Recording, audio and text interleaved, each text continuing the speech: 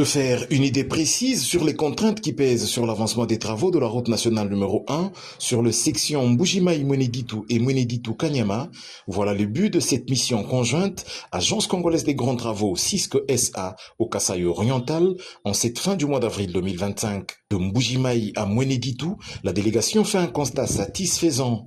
Les opérations de terrassement à un taux d'avancement de 80%, les travaux d'assainissement à 55%, le front des travaux a désormais atteint le point kilométrique 73 au village Benampunga, à seulement 5 km de la province de la Lomami. Avec un taux d'exécution global de 52%, le projet avance conformément au calendrier établi sous la supervision rigoureuse de l'Agence congolaise des grands travaux, maître d'ouvrage délégué du ministère des ITP sur ce projet. Sur la section Mweneditu-Kanyama, un premier fait remarquable avec ces travaux, c'est la reprise du trafic des petits véhicules entre Mweneditu et la cité Luputa.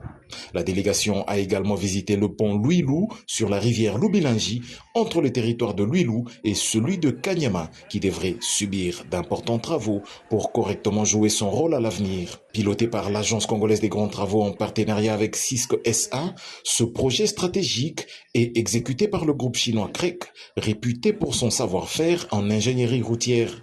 Dès mai 2025, la pose de la bicouche marquera une étape décisive, précédée par une validation rigoureuse par les missions de surveillance ACGT, Office de route, gouvernorat du Kasaï oriental et la mission de contrôle BK.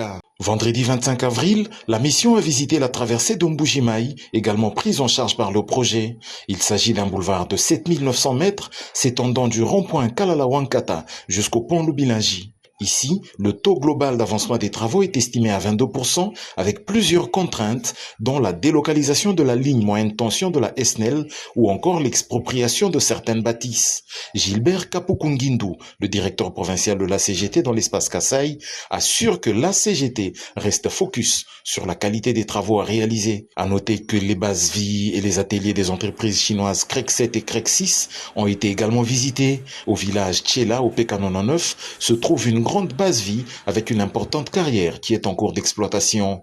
On y remarque une grande production des différents agrégats indispensables à la réalisation de cet important projet.